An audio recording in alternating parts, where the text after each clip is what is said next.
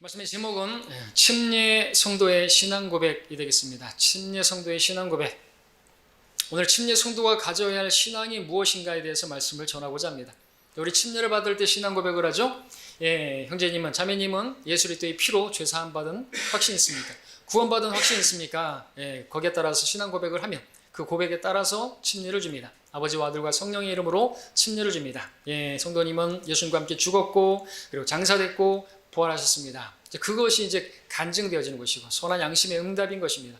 많은 교회들은 오전 성경 공부에서 말씀드렸던 것처럼 사도신경을 하고 나서 그렇게 또는 세례를 주고 또 세례 어떤 학습 문답을 하고 세례를 주고 하는데 거기에 사도신경은 아무런 개연성도 연관성도 없는 것을 우리가 알고 있습니다. 자, 침례는 예수 그리스도의 피로 죄사함 받은 성도가 이제 옛사람을 죽음에 넘기는 것입니다. 내 육신은 죽은 것인데 그 죽은 자로 인하여 우리가 침례를 받는다고 했을 때 그것이죠. 죽은 자를 장사 지내는 것이에요. 이제 내 육신을 위해서 살지 않고 이제 나를 위해서 자신을 주신 사랑하는 하나님의 아들을 믿는 믿음으로, 그분을 믿는 믿음으로, 그리고 그분이 내 안에 사시는 삶이다고, 이제 내가 사는 것이 아니오 내 안에 계시는 하나님의 아들이 사는 삶을 살겠다라고 고백하는 게 바로 침례인 것이죠. 그것을 분명하게 보여줄 수 있는 것이 바로 침례인 것입니다. 세례로는 안 되는 것이에요. 세례로 어떻게 그걸 장사 지내고 그걸 합니까? 완전히 물에 잠겨야 되는 것이죠. 완전히 잠길 침자죠. 세례는 또 세례, 씻을 세자를 쓰는데 뭘 씻겠다는 것입니까? 그것은 예수님의 피를 모독하는 것이에요. 세례는 잘못된 것입니다. 가톨릭에서 만든 그것은 가짜인 것이죠. 모조품인 것이죠. 침례가 맞습니다.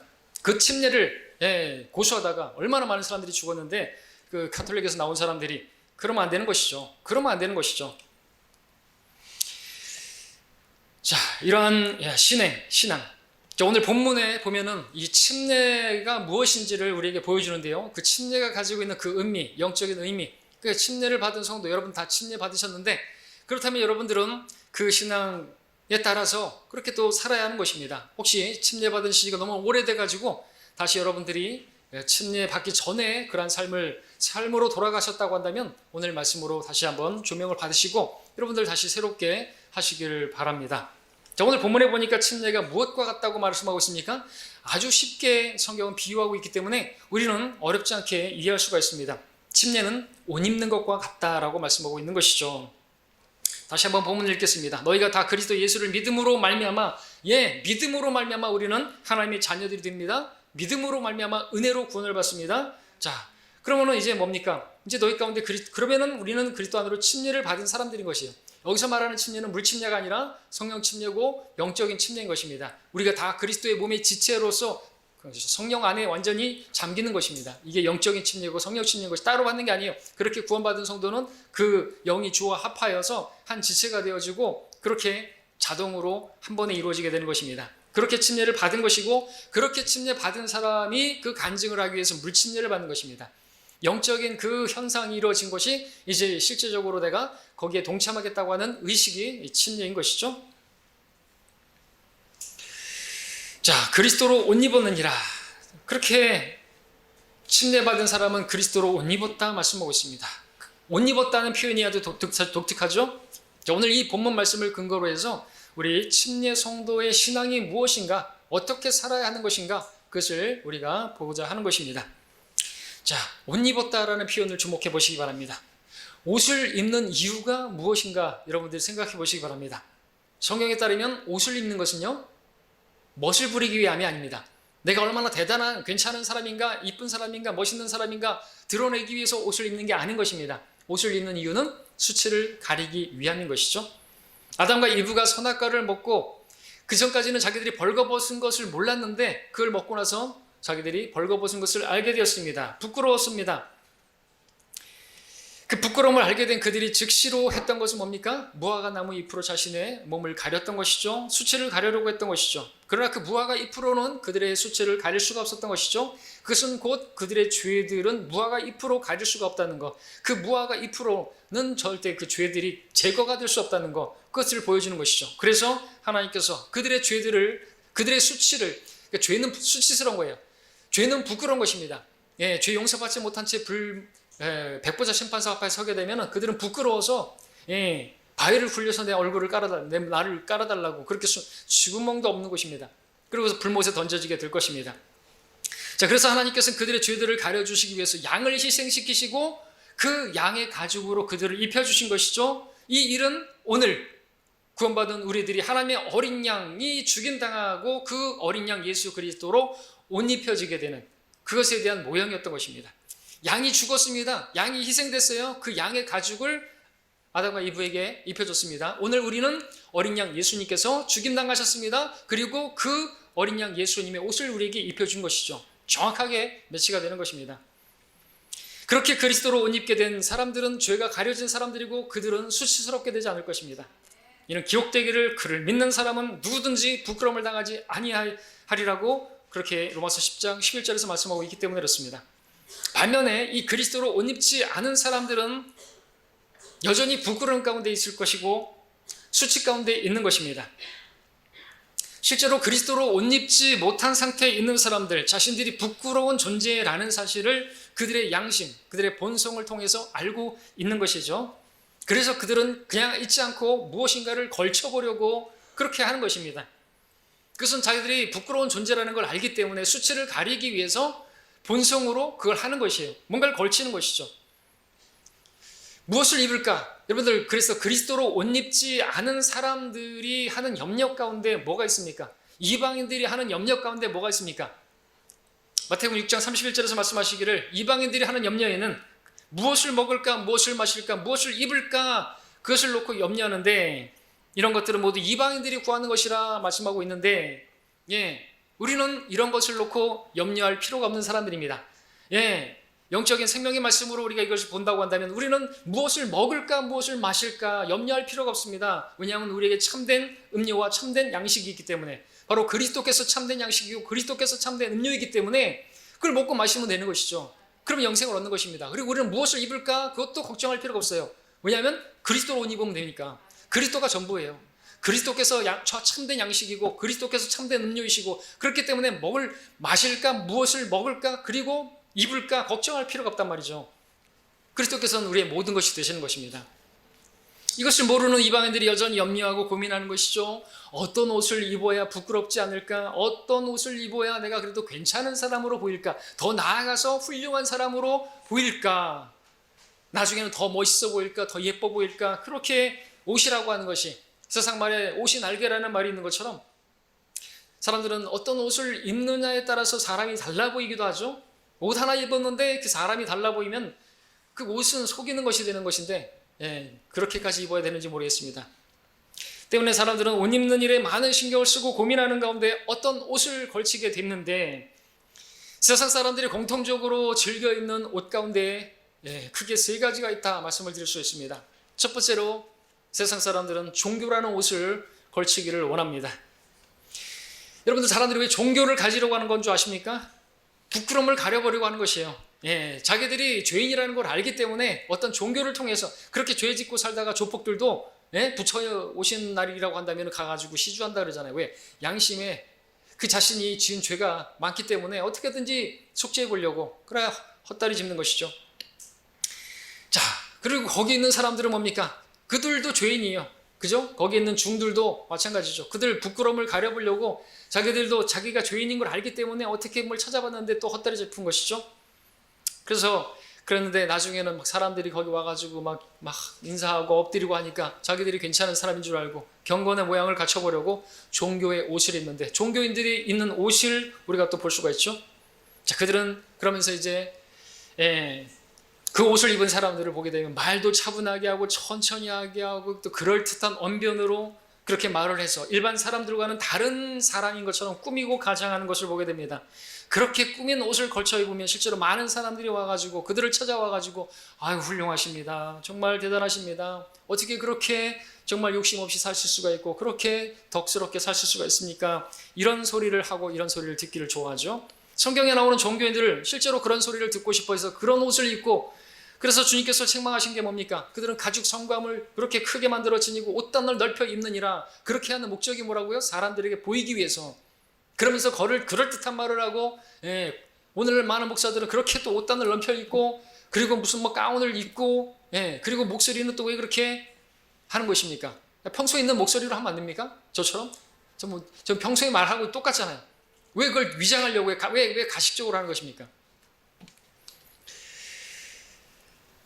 자, 그들의 색다른 옷, 평범한 옷을 입은 사람들하고는 구별되는, 그걸 하는 거죠. 그래서 소위 평신도와 그렇게 또 성직자로 구분하는 것인데, 그렇게 함으로써 자기들이 대단한 사람인 것처럼, 자기들이 그렇게 부끄러운 죄인이 아니라는 것을 드러내기 위해서 종교라는 옷을 입는 것입니다. 종교인들이 입는 옷을 입는 것이죠. 자, 두 번째, 또 많은 사람들은 권세라는 옷을 입습니다. 권세. 그러니까 세상 말해도 권세를 걸친다 그러죠.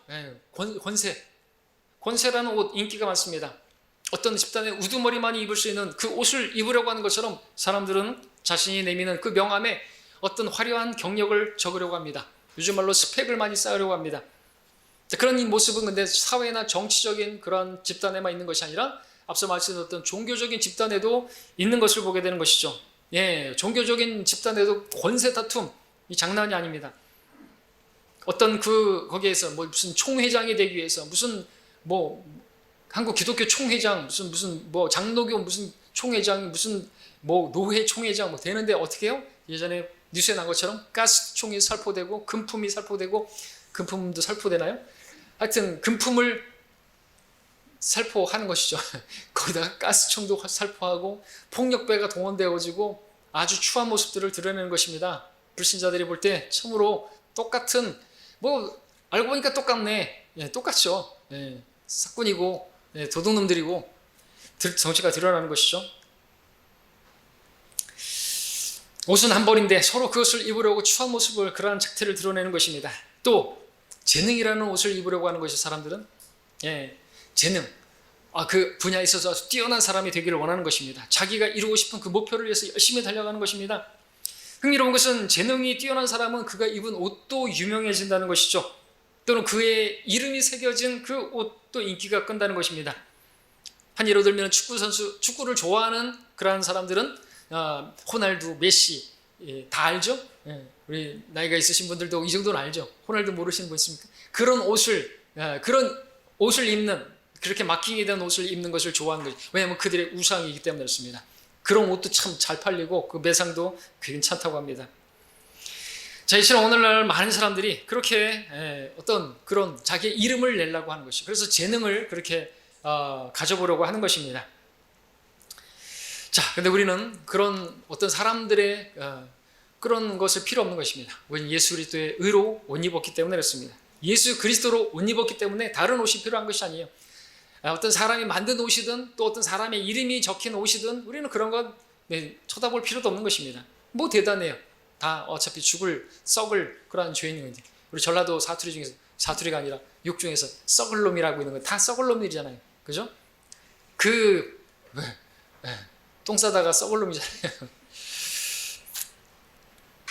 자, 이처럼 많은 사람들이 주님께서 말씀하신 것처럼 무엇을 입을까로 고민하고 있는데, 근데 그 옷들이 뭡니까? 그 옷들이 다 뭐예요? 다 걸레예요. 우리는 다 불결한 것 같고, 우리의 모든 의는 다 더러운 걸레 같으며, 또 우리는 다 잎사귀처럼 시들며 우리의 죄악들은 바람처럼 우리를 옮겨갔나이다. 이사야서 64장 6절이죠. 자, 앞서 아담이 처음에 옷을 입어 만들었는데 부끄러움을 가리기 위해서 입었다고 했는데, 오늘날 부끄러움을 가리는 용도가 아니라 어떻게 하면 자기가 괜찮은 사람처럼 보일까, 훌륭한 사람처럼 보일까로 그렇게 용도가 바뀌어가고 있습니다. 그럼에도 성경은 자신들의 부끄러움을 가리기 위해서 그것을 입었건, 자기가 얼마나 멋지고 교양 있고 신사로 숙녀로 보이기 위해서 입었건 간에 그 모든 옷들은 다 걸레라고 말씀하고 있습니다. 자, 오늘날은 부끄러움을 모르는 세대인 것 같습니다. 양심의 화인을 맞은 세대인 것 같습니다. 그것을 어떻게 말할 수 있습니까? 노출이 심한 옷을 입는 것이, 노출이 심한 옷을 입는 현대인들은 부끄러운 것을 부끄러운 것이라고 말하지 않습니다. 오늘날 보면은 옷 입는 것에 대해서, 그죠? 막 여러 가지 얘기하죠. 특별히 여성들은 자기들의 어떤 몸을 사랑한다고 하는 이 미명하에 이제는 속옷도 안 입고 그렇게 다니고, 그냥 다니든가. 그러면 그거를 자랑 삼아 다니고 부끄러운 걸 모르고 하여튼 아주 그냥 찢어진 옷을 입고 막 하는 것을 보게 되는 것이죠. 완전히 영적으로 둔해지고 그런 시대에 살고 있습니다. 악을 악이라고, 죄를 죄라고 말하자고, 악을 선하다고 말하고 하는 마지막 때인 것을 보게 됩니다. 자, 우리 그리스도인들은 그런 세대를 본받아서는 안 되겠죠? 이 세상의 풍조, 이 세상의 유행을 따라가서는 안 되는 것입니다. 우리는 성경에서 정숙하게 옷을 입으라고 말하고 있죠. 자, 끌려다니면 안 되는 것이죠. 풍조에. 왜냐하면 우리는 예수 그리스도로 옷 입은 사람들이기 때문에 그렇습니다.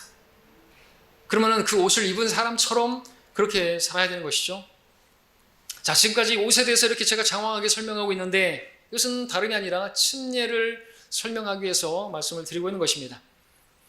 자, 하나님께서 벌거벗은 것이 부끄러워서 무화과 잎으로 그 몸을 가린 아담과 이브에게 가죽옷을 입혀주셨습니다. 그것은 그들의 부끄러움을 가려주는 것이었을 뿐만 아니라 이제 죄책감 가운데 살지 않냐고 이제 당당하게 그렇게 살 수 있도록 그렇게 또 입혀주신 것으로 볼 수 있습니다. 자, 오늘 본문은 침례를 옷 입는 것으로 그렇게 말씀하셨습니다.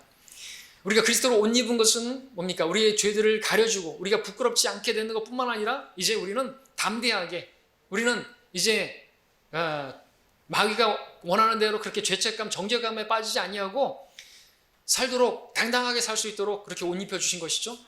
예. 자, 너희 가운데 그리스도 안으로 침례를 받은 사람은 그리스도로 옷 입었느니라. 이미 입은 것입니다, 여러분들. 보이지 않는 옷이죠. 예. 벌거숭이 그런 임금님이 입었던 그 옷처럼 사실 없는데 입은 것처럼 그런 게 아니라 우리 진짜 입은 것이죠. 입은 것으로 우리가 믿음으로 바라봐야 되는 것입니다. 자, 다시 말씀드리지만 아담이 무화과 잎을 던지고 하나님께서 주신 가죽옷을 그 입은 것은 이 침례의 한 모형이라는 것을 말씀을 드립니다. 그래서 우리는 다른 이방인들처럼 무엇을 입을까 염려할 필요가 없고요. 왜냐하면 주님께서 입혀주신 그리스도의 옷을 우리가 입었기 때문에 그렇습니다. 자, 여러분들은 입었습니다. 여러분은 입고 계십니까? 입고 있다고 한다면 어떻게 입고 계십니까? 올바로 제대로 입고 계십니까? 이제 그 점을 말씀을 드리고자 하는 것입니다. 만약 여러분들이 지금 아주 낡고 해지고 더러운 옷을 입고 있는데 누군가가 여러분에게 새 옷을 입혀줬다. 그러면 여러분들은 어떻게 하시겠습니까? 그 옷이 좋아서, 그 더러운 옷이 좋아서 새 옷에서 그 천을 다 찢어가지고 그것을 헌 옷에다가 기워가지고 그렇게 입으시겠습니까?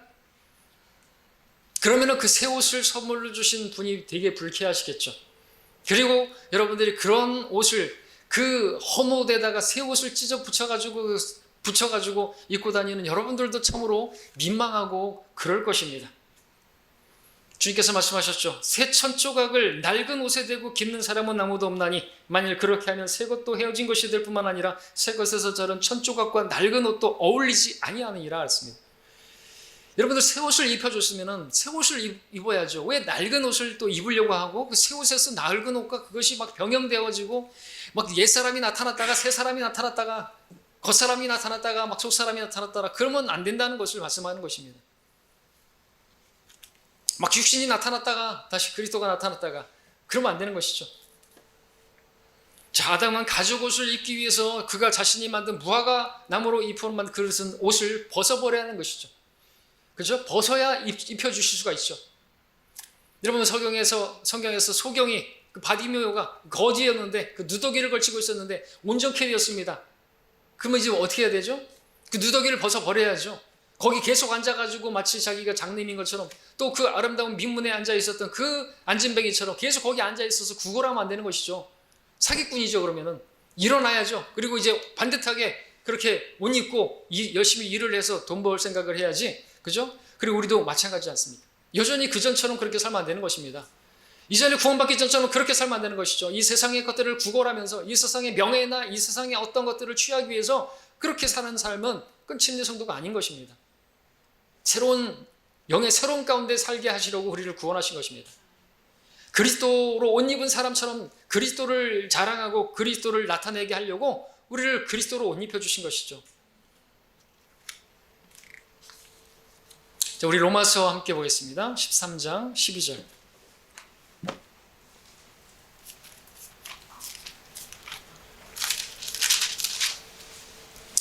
13장 12절부터 14절까지 읽겠습니다.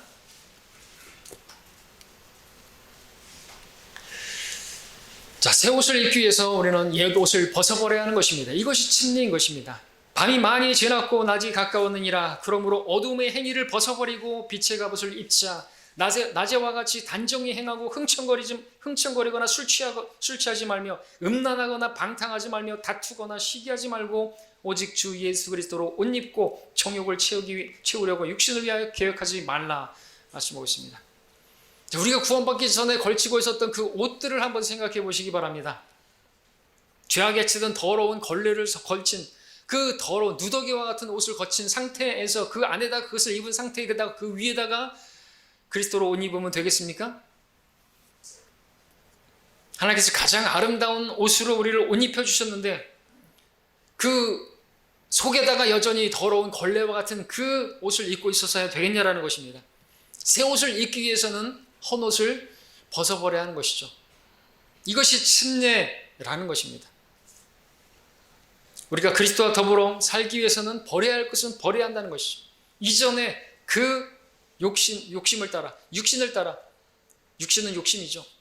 그것을 따라 살던 그 삶을 끝내야 하는 것입니다. 자, 성경에 나오는 침례에 대한 모형을 우리가 살펴보게 되면은 이 침례가 무엇인가 우리가 좀 더 이해하기가 쉬운데요. 이제 그 두 번째로 침례의 모형들을 한번 보도록 하겠습니다. 베드로전서 3장을 함께 보겠습니다. 베드로전서 3장 20절. 우리 침례에 관한 말씀이 나오면서 누가 나오는가? 바로 노아와 그 가족이 나오는 것을 보게 되죠. 자, 노아와 그 가족을 보고자 하는 것입니다. 그들은 누굽니까? 멸망할 옛 세상에서 새로운 세상으로 들어가기 위해서 그들은 물 심판에서 건져진 사람들인 것이죠. 그 시대에 그들은 물에 넘친 가운데 방주들을 통해서 건져진 바 되었는데 오늘날 우리 구원받은 성도들은 그리스도 안으로 침례 받음으로써 우리가 안전이 보장되어지고 우리는 그러한 구원을 누리는 사람들이 된 것입니다. 베드로전서 3장 20절.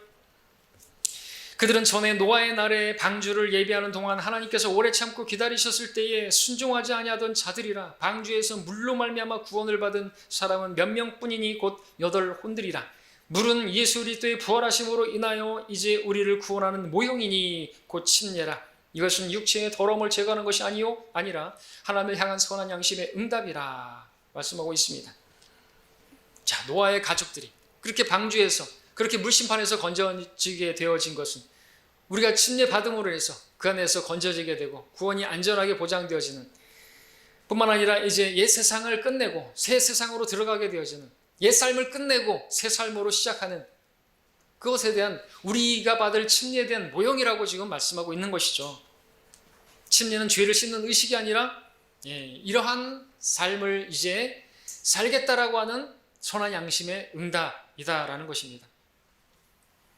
서두에 말씀드렸던 것처럼 친카톨릭 교회들에서는 그렇게 세례를, 침례도 아니고 세례를 주면서 사도신경을 남송하게 하는데 학습을 하게 하는데 그렇게 하는 게 아니죠. 우리는 침례를 받을 때 예수 그리스도의 피로 죄사함을 받았습니까? 그 확신이 있습니까? 그에 따라서 이제 당신은 예수 그리스도와 함께 죽었고 이제 장사되었고 이제 그분과 함께 부활했습니다. 이제 그렇게 새로운 가운데 살겠다라고 하는 고백을 하는 것이 양심의 응답이고 신앙 간증이 바로 침례인 것을 알아야 하는 것입니다. 오늘 침례 받으신 분들은 그런 신앙 가운데서 침례를 받아야 하는 것이죠. 그리고 이것은 빠르면 빠를수록 좋습니다. 성경에 따르면 침례는 첫 번째 순종이에요. 그죠? 마태복음 28장에서도 모든 민족에게 가서 그죠? 가르치고 그다음에 아버지와 아들과 성령의 이름으로 침례를 주고 성경에 나오는 사람들은 침례 받는 것을 미루지 않았어요. 사도 바울조차도 어떻게 했어요? 지금 침례가 뭐라 그랬어요? 주님을 알게 되었으면 구원받게 되었으면 곧장 이제 주님을 위해서 살겠습니다. 내가 나의 육신을 위해 살지 않고 육신을 장사 지내고 이제 주님을 위해 살겠습니다. 사도 바울을 생각해 보십시오. 만나자마자 다마스크 도상에서 뭘 했습니까? 주여 누구시니까? 나는 예수다. 네가 박해하는 예수를 알게 되었습니다. 만나게 되었습니다. 바로 나온 게 뭐예요? 내가 무엇을 하기 원하십니까? 내가 무엇을 하기 원하니까. 그러니까 바로 어떻게 됐어요? 아나니에 가서 바로 침례를 받는 것을 보게 되죠. 그리고 빌립보의 그 간수도 바로 예수님을 알게 되고 그 다음에 바로 그 가족과 함께 다 침례를 받는 것도 보게 되고요. 에디오피아 내시는 어떻습니까? 이 이사야를 읽고 있었는데 누구냐 이거죠. 바로 어떻게 돼요? 신앙 고백했죠. 하나님의 아들이심을 고백하고 여기 침례가 물이 있는데 침례 받는 것이 무슨 거침이 있겠느냐. 바로 침례에 순종했던 것을 보게 되는 것이죠. 첫 번째 순종인 것입니다. 침례 받음을 통해서 교회에 또 지체가 되는 것입니다. 세례는 안 되는 것이에요. 침례는 나를 장사 지내는 것이고 나를 이제 드러내지 않고 주님만 드러나는 교회에서 내가 인정받고 이런 것이 아니라 주님만을 드러내고 주님만을 높이기 원하는 그게 침례인데, 그렇게 구성된 지체들이 모였을 때 교회가 아름답게 되어지고 세워질 수가 있는 것이죠. 세례는 뭐예요? 우리가 좀 생각해 보면은 탁 뿌리면 뭐예요? 으차거 하면서 마치 무슨 세례를 딱 주면서 뭔가 뭐 무슨 요술공지 세리처럼 샤랄랄랄라 하고 하면서 자기가 싹 드러나면서 뭐 침이 그 물방울 몇 개 넣었다고 자기가 드러나는 것이죠. 무슨 그런 요술공지 세례가 생각나요. 자꾸만 세례를 줄 때 탁 뿌리면은 으차거 하면서 자기가 드러나는 것이죠. 침례하고는 전혀 다른 것입니다. 완전히 흙에 묻을 수 없어가지고 물에 잠기는 거예요. 여러분들 다 그렇게 침례받은 분들이잖아요. 그죠? 그럼 교회 안에서 절대로 나를 주장하면 안 되는 거예요. 그러면 배가 산으로 가는 것이에요. 교회는 교회 아닌 것이에요. 예. 하나님 말씀을 들을 때도 하나님 말씀이니까 듣고, 그죠? 제 말로 들으면 안 되는 것입니다. 그럼 침례 성도가 아닌 거예요. 그러면 이제 교회 지체가 못 되는 거예요. 자, 그 다음에 우리 또 고린도전서 10장을 가서 보겠습니다. 침례 모형을 또 보도록 하겠는데요. 침례는 옛사람을 장사 지내고 새사람으로 살겠다는, 그리고 옛세상을 끝내고 새 세상으로 들어가는 그런 것이라고 했습니다. 고린도서 10장 1절 2절을 보겠습니다. 자, 이스라엘이 출애굽해가지고요, 그들이 이제 어린 양의 그 피로, 그죠? 그들이 구속되었잖아요. 그리고 바로 받은 게 뭐예요? 그들은 침례예요. 10장 1절 2절 보겠습니다. 형제들아, 이제 나는 너희가 모르는 것을 원치 아니하노니 이는 우리 조상들이 모두 구름 아래에 있었고 모두 바다를 통과하였으며 모두 구름과 바다 속에서 모세에게 침례를 받았고 그랬습니다. 여러분들, 그 홍해를 통과한 것이 침례라고 지금 성경이 말하고 있는 거예요. 이걸 세례라고 개역성경처럼 표현하면 말이 안 되는 것이죠. 물벽이 됐어요. 그들은 물 속을 들어간 거예요. 물 속에 들어갔고 그 위에는 뭐가 있다고요? 구름이 있다고요. 구름은 뭐예요 또? 구름도 물이잖아요. 완전히 그들은 물 속에 들어갔다 나온 것이에요. 이게 무슨 세례예요? 이게 침례지. 좌면이 다 그냥 물인 거예요. 다 구름이 위에 있고 옆에 양옆에 다 물이 있고 거기를 통과했단 말이죠. 구원받자마자 그들은 첫 번째가 바로 침례를 받은 것이에요. 이게 우리가 받을 침례에 대한 모형이었다고 말하고 있는 것이죠. 이것은 옛 세상과의 단절, 새로운 삶으로의 시작, 그걸 상징하는 것이 그들이 받았던 모세의 침례였던 것입니다. 우리도 마찬가지죠. 옛 생활로의 그 단절, 옛 세상에 내가 옛날에 여러분들 하다못해 교도소에 들어갔다 나온 사람도 어떻게 해요? 두부 먹으면서 손 씻었다 그러면서 내가 이전에 그 하던 걸 내가 도박을 하고 그러면 내가 손을 잘라버린다 뭐 그렇게 하지 않습니까? 그러한 어떤 그런 의식이 바로 침례라는 것이죠. 침례 받을 때 그냥 물에 들어갔다 나오는 거 장난하는 게 아닌 것입니다. 그리고 이렇게 침례를 받았다고 한다면 그렇게 살고자 하는 그 마음으로 또 그렇게 살아야 되는 것이고, 실패할지라도 또 다시 여러분들이 그 침례 신앙을 회복하시면서 주님 앞에 내가 이 죽은 육신으로 살지 않겠다고 그렇게 결심하는 게 필요한 것이죠. 파라오를 위해서 살던 삶을 끝내고 그렇게 죄의 종료로 사던 삶을 끝내고 하나님 위한 삶으로 돌이키는 그 표시가 바로 침례인 것입니다. 그 목적으로 홍해 바다를 건넜던 것이죠. 그처럼 6월절 어린 양의 피로 구원된 이스라엘이 처음으로 행했던 것이 홍해 바다 속을 지났던 것처럼 구원받은 성도가 침례를 이제 순종하는 것은 첫 번째 순종이고, 또한 홍해 바다를 건넜던 이스라엘이 다시는 또 하나님의 의도가 하신 것이 있겠죠. 그렇게 들어갔다 나오고 그리고 묻어버리고 그들을 다 죽여버리고 다시는 그 세상으로 돌아가서 이집트 세상을 예표하는 이집트로 돌아가서는 안 된다는 걸 확실하게 시각적으로 보여주는 것도 바로 그 침례였던 것이죠. 우리도 마찬가지인 것이죠. 다시 이전 세상의 그것으로 돌아가려고 하면 안 되는 것이죠. 돌아가려고 한다면 뭐 어쩔 수 없겠죠. 그럼 개가 되는 것이고 돼지가 되는 것이, 씻고 나서 진청적인 뒹구는. 그리고 또 한 모형을 또 볼 수가 있는데 그것은 찾지 않겠습니다만 여러분 시리아 장군 나아만 아시죠? 그가 문둥병을 고치기 위해서 들어갔던 곳은 어디입니까? 요단강 물속이었습니다. 그곳에서 그는 문둥병의 그 더러운 것들을 다 떨쳐버리고 나올 때는 어린아이와 같은 살로 그렇게 회복되었습니다. 그리고 그전에는 몰랐던 그 하나님을 믿는 신앙을 고백했습니다. 그분께 경배를 하겠다고 했습니다. 더 이상 문둥병자가 아닙니다. 이제 그는 하나님의 은혜를 기억하며 사는 한 사람이 되었던 것이죠. 근데 그 계기가 되었던 것이 무엇이라고요? 다름 아닌 요단강의 물속에 완전히 잠기기 위해서 7번이나 잠기는 완전수, 그렇게 잠기는 것을 경험했던 것입니다. 그것은 바로 침례의 모형이었던 것이죠. 자, 이처럼 우리가 구약에 있는 사건, 구약의 사건들은 우리를 위한 모형인 것입니다. 우리에게 영적인 가르침을 가르쳐주는 것이죠. 그것들은 침례의 모형이었습니다. 그래서 이 모든 것들은 결국엔 물에 잠기고 완전히 죽고 새롭게 시작하는 삶을 살게 하는 그 목적으로 우리가 오늘 침례를 받는 것이고, 또 우리가 침례를 그렇게 받은 사람들로 사는 것입니다.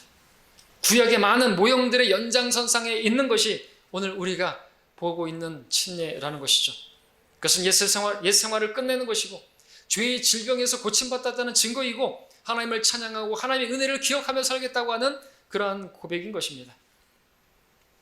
자, 성경은 이제 그리스도로 옷 입은 저와 여러분들이 어떻게 살아야 한다고 말씀하고 있는 것입니까?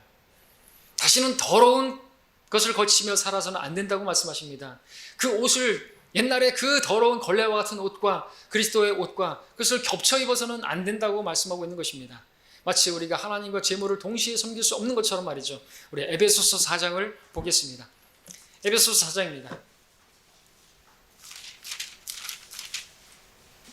21절부터 24절까지.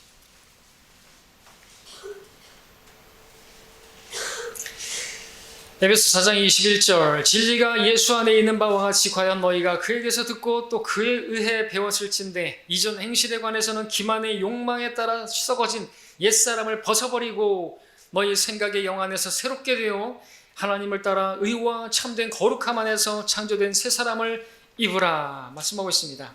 자, 여러분 이렇게 입고 계십니까? 우리가 새 사람을 입고 있다면, 다시 말해서 그리스도로 옷 입고 있다고 한다면 어떤 모습으로 발견되어야 되겠습니까? 자, 이제 마지막으로 그 부분을 말씀을 드리고자 하는 것입니다. 그리스도로 옷 입은 성도는 어떻게 살아야 하는 것인가? 어떤 모습으로 나타나야 되는 것인가? 예, 답은 너무나 쉽죠. 그리스도로 옷 입었기 때문에 우리는 그리스도를 나타내는 삶을 살아야 하는 것입니다.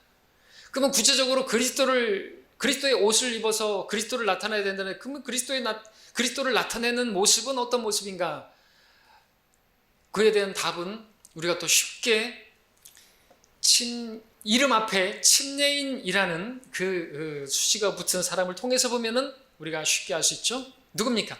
요한이죠. 요한 앞에 침례인이라는 이름이 붙었습니다. 그래서 우리는 그 침례인 요한의 그가 했던 말을 통해서 보게 되면은 우리는 침례 성도의 신앙, 간증, 그 고백, 또 그 삶을 우리가 쉽게 배울 수가 있습니다.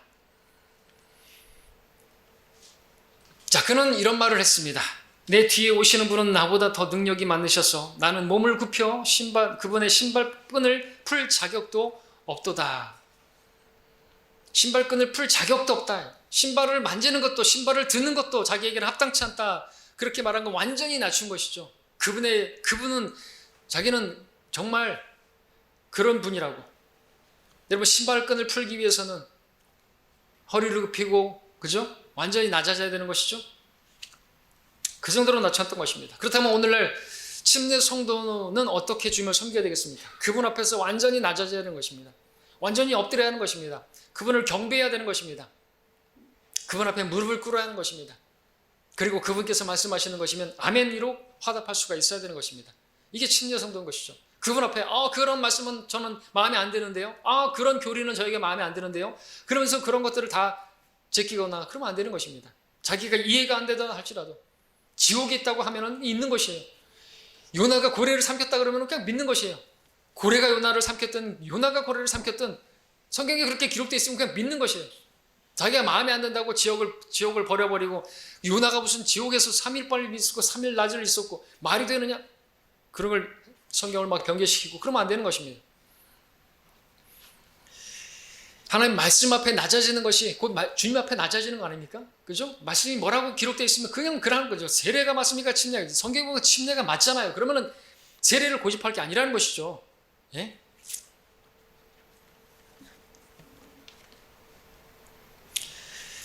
자, 여러분 어떻게 하고 계십니까? 여러분이 침례를 받으셨습니까? 여러분은 침례를 받으셨다고 한다면 신앙생활 어떻게 하고 계십니까? 여러분이 누구를 드러내려고 하고 있습니까? 주님을 드러내려고 하고 있습니까? 여러분이 드러내려고 하고 있습니까? 많은 교인들이 신앙생활하는 그 목적 자체가 오늘날 많은 교회들이 세상에서 실패하고 이제 교회 안에서 자기가 성공해 보려고 목사건 교회건 또 교회 안에서 어떤 사업을 하고 뭐 그런 목적으로 대형 교회를 다니고 그런 걸 보게 돼요. 자기를 드러내려고 하여튼 뭐 집사, 장로, 아유 시간이 지났는데도 그렇게 아직도 그냥 평신도요? 그게 기분 나빠가지고 돈 주고 집사 사고 장로 사고 혼사 사고 하는데 뭐 하는 거예요? 자기도 그런 이름을 걸치는 거예요. 종교라는 어떤 직분을 걸치려고 하는 것이죠. 자기를 드러내려고 어우 장로님, 목사님, 총회장님, 당회장님, 설탕회장님 그런 것들을 받으려고 하는 것이에요. 무엇을 하든지 간에 교회 봉사든지 간에 뭘 하든지 간에 다 자기를 드러내려고 무슨 그래프까지 있어가지고 헌금을 얼마나 했니 뭐 이런 것까지 다 보여주기 위해서 아주 현저하게 표로 보여주고 있어요. 뭐 하자는 것입니까? 자기를 드러내려고 하는 거 아닙니까? 침례 성도는 그런 거 없어요. 우리는 헌금을 해도 그죠? 오른손이 한 거 왼손이 모르게 하지 않습니까? 우리는 나를 드러내려고 하는 거 아닙니다. 복음을 전하든 구령을 우리 하든 뭐 봉사를 하든 우리가 청소를 하든지 간에 뭘 하든지 간에 우리는 나를 드러내려고 하면 안 되는 것이죠. 예, 설교자도 마찬가지입니다. 제가 뭐 그럴듯하게 여러분들에게 언변으로 미사여구 서명해서 설교하지 않습니다. 그렇죠? 그럴 미사여구도 못하고 가방끈이 짧아서. 자, 그런 것 모든 것들이 내가 할 수 있던 것을 했다고 한다면 그건 누가 뭐 어떻게 한 것이죠? 내가 한 것이 아니라 다 하나님께서 주셔서 하나님께서 주신 것이 아니면 우리는 아무것도 받은 게 없잖아요. 하늘에서 주신 것이 아니면 우리는 아무것도 받은 것이 없는 것이에요. 누가 말한 것이죠? 이것도 침례 요한이 말했던 것입니다. 그래서 우리도 침례 성도라고 한다면 이렇게 고백해야 되는 것이죠. 하나님께서 주신 것이 아니면 나는 아무것도 받은 것이 없습니다. 그래서 침례 성도는 자기가 행한 그 모든 것들이 다 주님의 은혜라고 고백하는, 예, 사도 바울도 침례 성도죠. 그래서 그가 고백하지 않습니까? 나야 나 된 것은 내가 아니라 하나님의 은혜라고. 내가 다른 사람들보다 더 많이 수고했지만 그것은 내가 아니요 하나님의 은혜가 내 안에 계신 그리스도를 통해서 내가 모든 것을 할 수 있고 할 수 있었다라고 고백하는 사람이 바로 침례 성도인 것입니다. 또 침례인은 자기가 쇠잔해져야 한다고 믿는 사람입니다.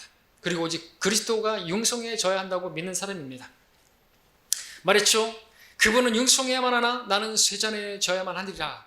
그래야만 하리라고 하는 것이죠. 여러분들 그리스도께서 높임을 받으신다고 한다면 그리스도를 높이기 위해서라고 한다면 여러분들이 쇠잔해지는 것을 여러분들이 감소되는 것을 감당하시겠습니까? 여러분은 그분을 영화롭게 드리고 그분께 영광 돌려드리고 그분께서 원하시는 열매를 맺는 일이라고 한다면 여러분들이 손해보는 것을 감당하시겠습니까?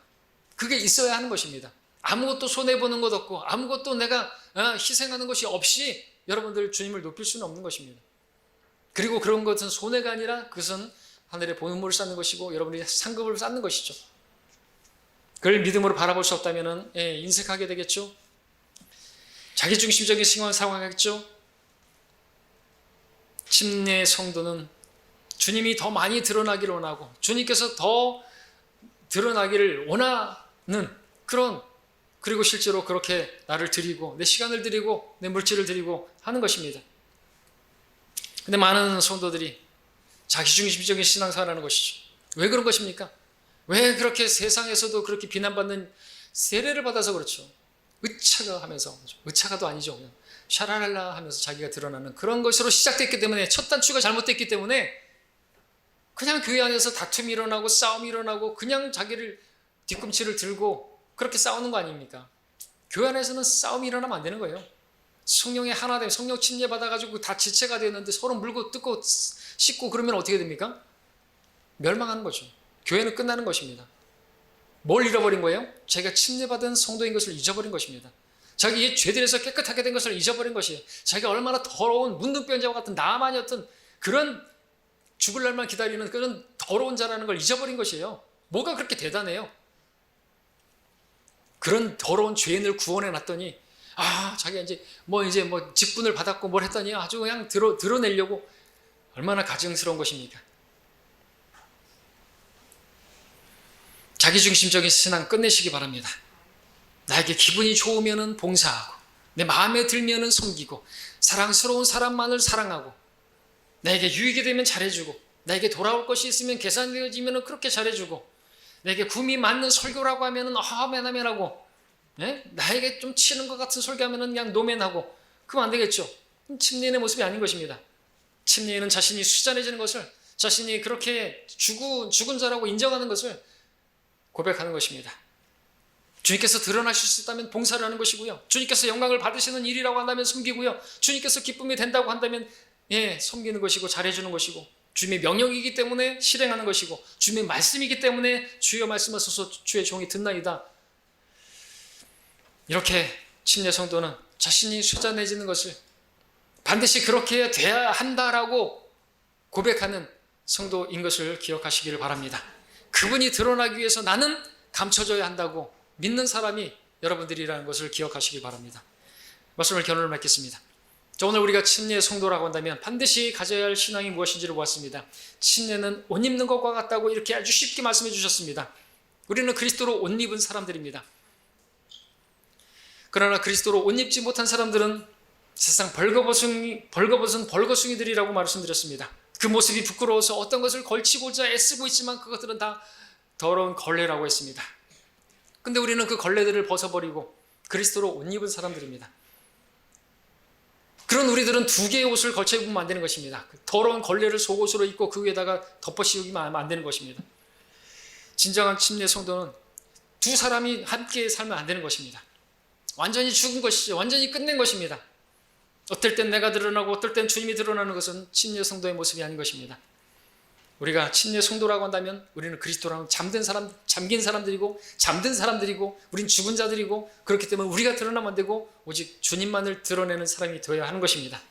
드러나야 하실 분은 주님뿐인 것입니다. 자랑할 분은 오직 주님밖에 없는 것입니다.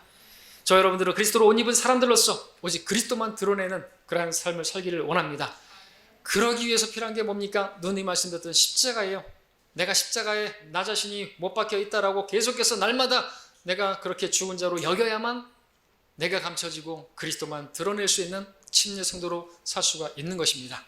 자, 오늘 우리가 침례를 받으면서 또 침례받는 모습을 여러분들이 바라보면서 여러분들도 침례받은 그때의 여러분의 신앙을 다시 회복하시는 그런 시간 되기를 바랍니다.